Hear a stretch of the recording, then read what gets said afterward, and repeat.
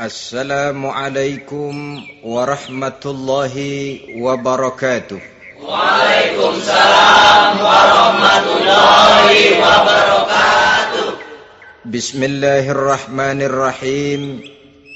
Alhamdulillahi rabbil alamin. Wassalatu wassalamu ala ashrafil anbiya'i wal mursalin, Sayyidina wa maulana Muhammadin wa ala alihi wa ashabihil mujahidin at-tahirin. Amma ba'du, subhanaka la ilma lana illa ma 'allamtana innaka antal alimul hakim. La hawla wa la quwwata illa billahil aliyyil azim. Saudara-saudara kaum muslimin, terutama adik-adik para remaja dan pemuda yang saya cintai. Lain hari seorang sahabat pernah mengadu, "Ya Rasul, ada apa?" "Inna imraati la turaddu yadul lamis." "Ya Rasul, istri saya tidak pernah menolak tangan orang laki yang menjamahnya, mengajak salaman kepadanya." "Apa jawab Rasul?" "Ceraiin aja." "Tapi hati saya berat ya Rasul, saya cinta betul sama dia." "Ya kalau hatimu berat, jaga dia baik-baik." Nah, dari riwayat ringkas ini kita ambil satu perbandingan. Memang punya istri berwajah cantik itu kadang-kadang si malakama kalau imannya tidak kuat. Si malakama. Kita diemin aja, binal, makan hati, nggak aman, nggak tentram. Jangan-jangan saya berangkat ke kantor, dia ngompreng. Buah si malakama seperti orang tadi, "Ya Rasul, istri saya kelihatannya," sebenarnya tidak negatif maksudnya ini, cuma bersalaman tapi terlalu ngobrol. "La turaddu yadul lamis," tidak pernah menolak orang yang ngajak salaman. Ya sekedar salaman. Tapi kan awalnya dari salaman. Kalau sudah salaman kan strum bisa ngederdet dari tangan situ. Kata Rasul sederhana saja, "Ya kalau memang begitu ceraiin." "Saya nggak kuat Rasul, saya cinta betul sama dia." "Kalau kau tak kuat berpisah dengan dia, jagalah dia baik-baik. Ajar, didik, tanamkan rasa keagamaan di dalam hatinya." Saudara-saudara kaum muslimin, jadi rupa yang cantik tanpa didasari oleh nilai-nilai agama akan membuat seorang suami di rumah tangganya seperti si malakama. Seperti berhadapan dengan buah si malakama kalau tidak diiringi dengan nilai-nilai moral yang luhur dan bekal agama yang tangguh. Akan pergi jauh dari rumah rasanya tidak aman. Sedangkan di rumah saja siapa yang akan mencari nafkah? Dan begitu selanjutnya. Orang tadi jelas berhadapan dengan buah si malakama. Didiamkan, makan hati. Sebab, maaf, kalau seorang suami sudah tidak punya rasa cemburu terhadap istrinya, itu kan yang disebut dayus. Dan dayus itu, jangankan masuk surga, bau surga saja dia tidak dapat. Tapi cemburu dalam artian bukan cemburu buta, cemburu dalam artian yang wajar. Dia cemburu, akan dikerasi takut kalau istrinya minta cerai, sedangkan dia cintanya sudah kadung medok bener. Si malakama jadinya. Nah, ini juga satu riwayat yang memberikan gambaran kepada kita. Pilihan, silakan cari rupa yang cantik saja.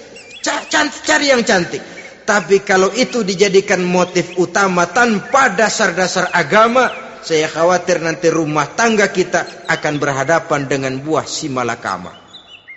Jadi adik-adik remaja, usaha, ikhtiar, cari yang cantik, yang kira-kira nggak membosenin, supaya kita betah tinggal di rumah, supaya kita merasa ada tempat berbagi rasa, ada tempat kita bernaung.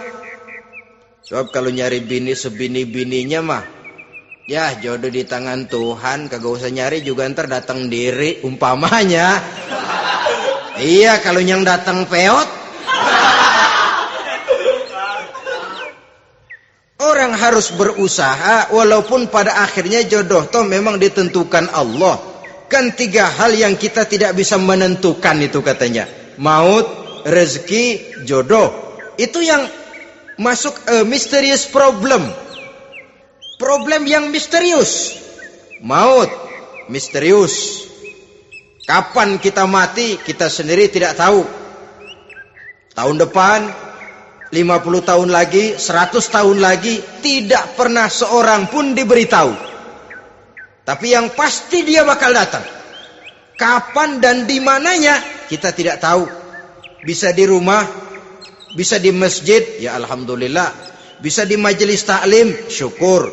Bisa di medan perang membela agama, bagus. Pasti dia akan datang. Maut, mysterious problem. Sesuatu yang kita tidak tahu kapan datangnya. Rezeki, gitu juga. Sehingga orang sering bilang, rezeki katanya kayak bayangan. Kita uber-uber, dia lari. Kita diam, dia mah diam. Setengah mati kita uber-uber. Emang ukuran segitu? Segitu aja. Begitu kita nggak ngapa-ngapain, datang yang bawain rezeki. Namanya rezeki itu mysterious problem. Kadang-kadang ngobek, sungsang, sumbul, udah segala tanah orang kita ukur-ukurin. Udah segala ngomong sudah nggak ada yang loh, tuh sudah buta. Tapi memang bayangan, kalau belum rezeki ya belum. Kadang-kadang nyari kode sampai tidur di kuburan. Belepotan tanah kuburan loh. Yang aneh lagi kadang-kadang orang gila ditanyain. Allahu Akbar, ini kode-kode zaman sekarang ini.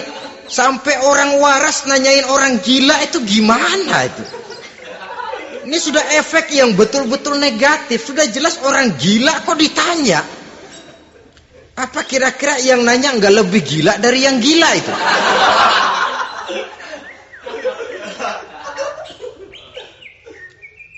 Saudara-saudara kaum muslimin, terutama adik-adik remaja dan para pemuda, jadi silakan saja cari rupa yang cantik, karena dia akan jadi tautan hati, buah hati belahan jantung, tempat kita berbagi rasa, tempat kita pulang dan tinggal di rumah tangga kita. Tapi hendaknya kecantikan rupa itu diiringi juga dengan kecantikan budi. Karena itu cari rupa yang cantik. Ini pilihan utama.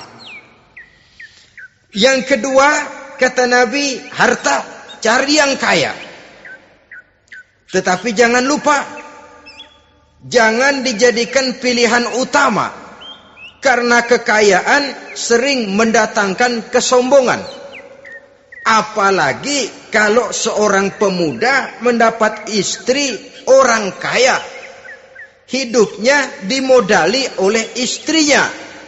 Maka biasanya wibawanya sebagai seorang suami akan hilang. Akhirnya komando di tangan istri. Dikala itulah suami tidak lebih daripada prajurit yang taat kepada komando istrinya. Padahal menurut konsep Quran, ar-rijalu qawwamuna 'alan nisa. Laki-laki diciptakan sebagai pembimbing bagi perempuan. Kalau nanti suatu saat terjadi benturan, sedangkan modal diberikan oleh istri, terjadilah pengungkitan. Kata istrinya apa? Lu jangan bertingkah, lu kan kawin sama gue modal lu kolor doang.